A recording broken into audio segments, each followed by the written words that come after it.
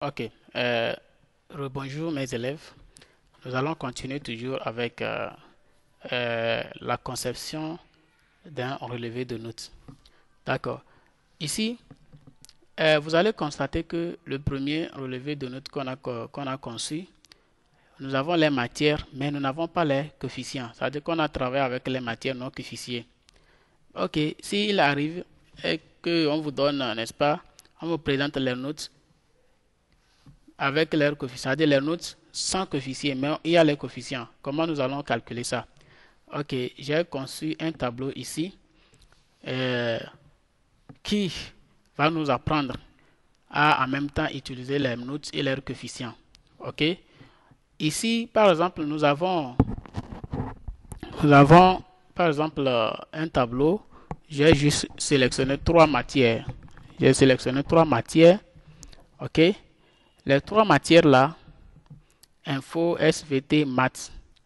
Voici le coefficient. L'informatique a pour coefficient 1, SVT a pour coefficient 3, maths aussi a pour coefficient 3. Et nous allons avoir ici, cette partie-là est réservée pour le total des coefficients, la moyenne individuelle, décision, rang. Donc nous avions déjà parlé de la moyenne, décision et le rang. Ok, nous allons voir maintenant comment nous allons travailler avec ces coefficients-là. Donc je vais centrer aussi les coefficients. Ok, donc regardez ici.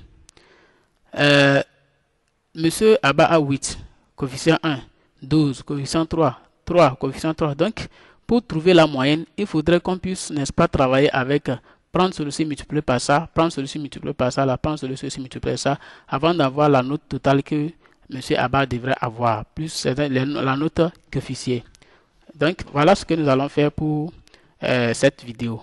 Ok, d'abord, pour cela, si vous êtes secrétaire de bureau, votre directeur vous donne ceci, qu'est-ce que vous allez faire? La première des choses, le premier travail que vous allez réaliser là-bas, n'est-ce pas?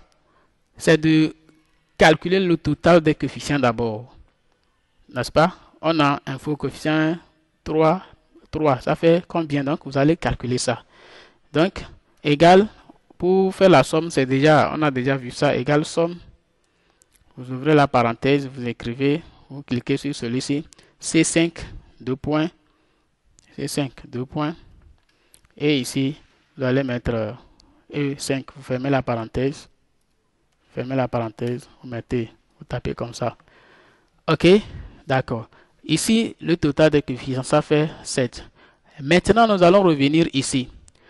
Nous allons travailler avec nous allons trouver maintenant le total des notes de M. Abba qui est ici. Il a 8 en mathématiques, coefficient 1, 12 en SVT, coefficient 3, 3 en maths, coefficient 3. Ok, le travail qui nous revient maintenant, c'est de calculer, prendre celui-ci, multiplier par ça, plus celui-ci, multiplier par celui-ci, plus ça, multiplier par ça. Donc, comment nous allons réaliser cette opération? C'est ce que nous allons voir tout à l'heure. Donc, je fais égal. Je clique sur cette partie-là et je dis égal. Donc, toujours, nous allons utiliser notre dollar pour pouvoir nous fixer. Parce que ici, vous allez constater que nous avons plusieurs, n'est-ce pas? Nous avons plusieurs données. Un instant.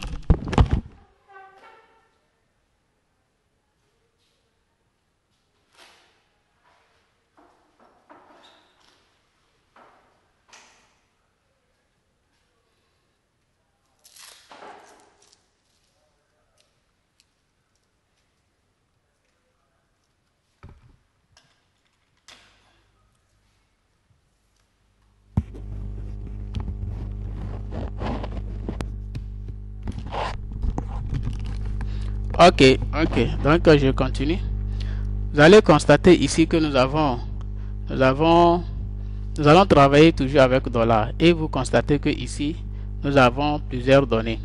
Donc, dollar, je vous avais dit, c'est un symbole qui permet de fixer, n'est-ce pas, des cellules, qui permet de prendre une cellule parmi les cellules. C'est-à-dire que quand vous avez une plage, vous travaillez dans une plage, vous voulez calculer, n'est-ce pas, vous voulez faire référence à une seule cellule parmi la plage, on utilise quoi? Dollar. D'accord.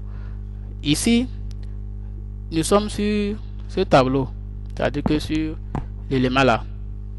Donc quand nous mettons $, ce que je vais expliquer ici, le numéro, la note 8 et le coefficient, les deux sont dans quelle cellule?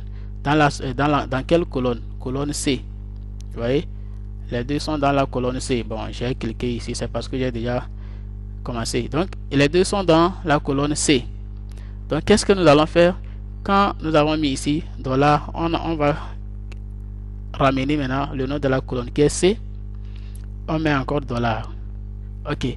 Ça voudrait dire nous voulons prendre le coefficient, la multiplier par la note. Ok. Dans ce cas, ici, le coefficient est dans quelle colonne? Dans la colonne C aussi. Mais il appartient à quelle ligne? C'est-à-dire qu'il est dans la colonne C, la ligne 5. Donc nous allons écrire 5 là-bas. Vous voyez qu'il a encadré en même temps. Ok. Maintenant, fois 8. Donc fois celui-ci. Fois 8. Maintenant, 8 se trouve dans quelle cellule? Dans la cellule C6. Donc nous allons faire maintenant fois C. Combien maintenant? C6. Vous avez constaté qu'il a aussi encadré ça. Vous voyez? Donc, nous avions fixé. C'est à cause de $ qu'on a pu travailler avec les deux là seulement comme ça. Ok, donc, on a pris premièrement $ et nous avons les deux notes là, coefficient 1 et la note, les deux sont dans la colonne, dans la même colonne qui est C. Mais ils ont des lignes différentes. Donc, maintenant, nous allons prendre après avoir encore mis le $, maintenant nous allons on veut multiplier celui-ci maintenant par ça. Donc, on amène le numéro de la ligne de ça là qui est 5. C'est ça nous avons mis ici. Ça fait 5, n'est-ce pas? Donc, maintenant, ça voudrait dire que nous avons demandé à l'application de prendre 1 multiplié par 8. C'est ce que nous avons demandé. Maintenant, on fera maintenant fois 8. 8 se trouve dans quelle cellule? C6. C'est ce que nous avons fait. Maintenant, plus. On revient maintenant sur cette cellule au niveau de 12. Nous allons prendre aussi 3 multiplié par 12. Ok. Dans ce cas, qu'est-ce que nous allons faire? Nous allons encore amener quoi? $. Donc, on amène $. Maintenant, 12 et 3 sont dans quelle colonne? Les deux sont dans la colonne D. Mais ils sont dans différentes lignes aussi. Donc, là-bas, nous allons mettre D. Donc, $. Et 3 est sur quelle ligne? Donc, la ligne 5. Donc, on mettra 5 là-bas. Vous voyez? On mettra 5 là-bas. Maintenant, fois 12. 12 se trouve dans quelle cellule?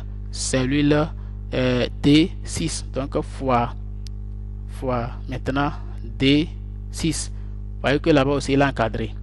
Plus. Donc, nous revenons sur celui-ci. Donc, celui-ci maintenant, lui, il est dans la colonne E. N'est-ce pas? 3, la note est dans la colonne E. Le coefficient aussi est dans la colonne E. Donc, nous allons demander à l'application de multiplier, n'est-ce pas, le coefficient par la note. Ok. Vous allez comprendre que 3 fois 3 égale 9. Ça veut dire que si je reviens ici, vous allez comprendre que 3 fois 12, ça donne la même réponse. 12 fois 3, ça donne la même réponse. Donc, on peut prendre celui-ci ou celui-ci, multiplier par l'autre. Donc, nous sommes ici. Plus maintenant, $. Les 3 là sont, les 2 là aussi sont dans la colonne E. Donc, je dis E, n'est-ce pas? Je mets $. Quand je mets $, encore maintenant, je prends celui-ci, multiplié par ça. Donc, lui, il est sur quelle ligne? Toujours dans la ligne 5. Ok, maintenant, je fais comment? Fois qui? Celui-ci. Donc, fois combien? E6. Donc, fois E6. Vous voyez? Donc, c'est comme ça. Et je tape sur la touche entrée. Vous voyez, j'ai trouvé la note totale de Monsieur Abba. Vous voyez? Ok, regardez ici. Ici, je vous ai la formule que je viens d'introduire.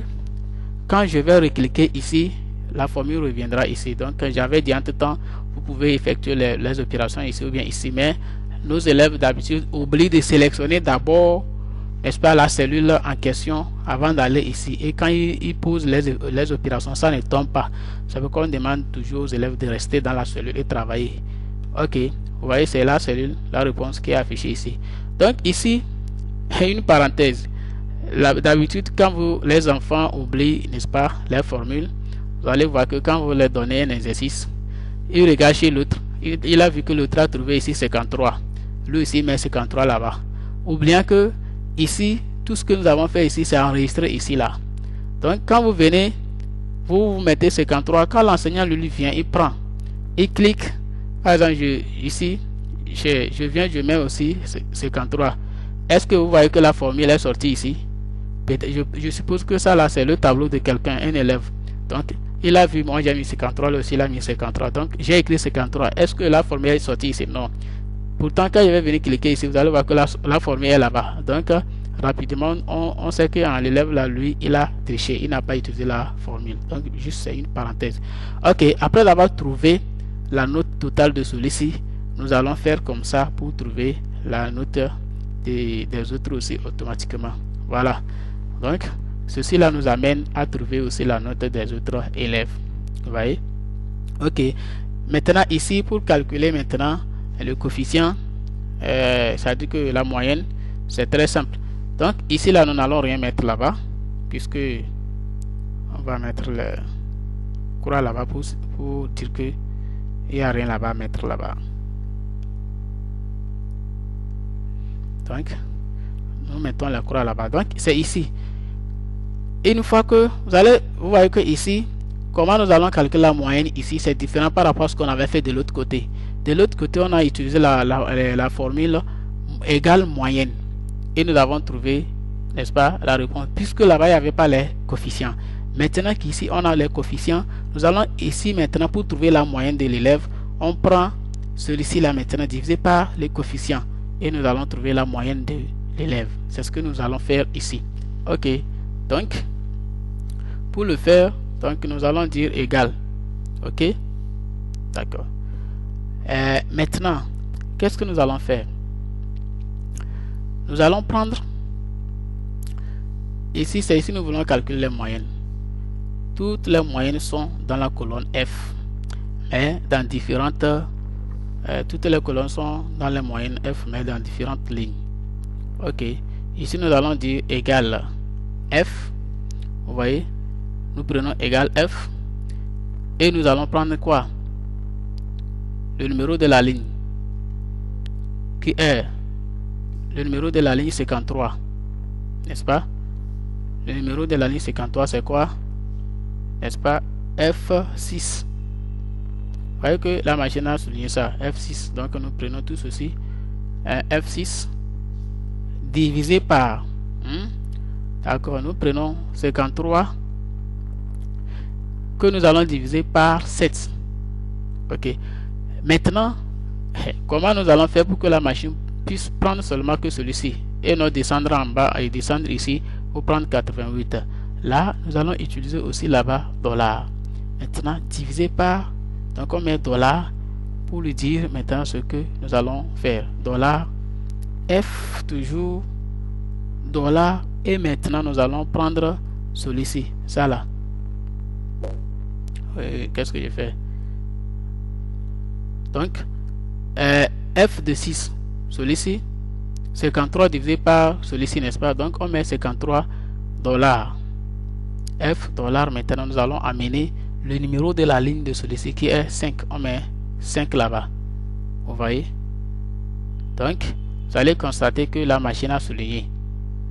J'explique. D'abord, on va diviser celui-ci là par 7. On prend égal, je vais reprendre, égal celui-ci, ou bien, et nous allons le diviser par qui? 7. Maintenant, pour que la machine, l'application puisse fixer 7, nous allons mettre quoi? $. Après avoir mis, n'est-ce pas, la barre pour signifier que c'est division, $. Puisque les deux sont dans la colonne F, nous allons amener F, on ajoute encore $. Et maintenant, nous allons amener la ligne, n'est-ce pas, le numéro de la ligne du coefficient qui est 5. Vous voyez? Donc c'est ça, et nous allons taper sur entrée. Vous voyez, donc cet élève là a 7,57. 7,57. Ok, nous allons cliquer ici maintenant pour tirer et avoir les autres réponses automatiquement. Ok, vous voyez, donc voici les autres réponses automatiquement. Donc après avoir utilisé le coefficient, vous voyez les notes des autres sont arrivées. Ok, donc nous avions déjà parlé de décision et de rang, tout ça là, donc on va plus revenir là-bas. Vous voyez, donc ça veut dire que celui premier a 7,57, 12, 12, 17, 6. Ok, donc ici vous allez constater que bon, après la virgule nous avons plusieurs données. Donc nous pouvons réduire ça juste à 2 ou à 1. Donc nous allons sélectionner cette partie là comme ça. Nous sélectionnons cette partie et nous allons faire clic droit et on appuie sur le bouton droit de notre souris. Ok, nous allons cliquer sur format de cellule ici. Format de cellule. Ok, si vous arrivez sur cette page, vous avez des menus ici. On a nombre, alignement. Ce qui nous importe, c'est nombre. Vous allez cliquer sur nombre. Ok, donc quand vous cliquez sur nombre, vous avez catégorie. Dans rubrique catégorie, nous avons aussi des mentions là-bas. Nous avons standard nombre. Là-bas aussi, ce qui nous plaît, c'est nombre. Donc quand vous arrivez ici, vous allez spécifier à l'ordinateur, vous voulez après la virgule combien de chiffres vous voulez. Ici il a donné exemple 8, donc nous allons prendre 2 après la virgule 2. Ok, vous faites comme ça et on va cliquer sur, n'est-ce pas? Ok, vous voyez que automatiquement les éléments qui étaient ici après la virgule non beaucoup là, c'est revenu 2 chiffres après la virgule. Merci beaucoup mes élèves, j'espère que vous avez compris le cours. Si vous n'avez pas compris, n'hésitez pas à m'écrire dans le panel et je vais mieux vous expliquer. Merci beaucoup, à bientôt.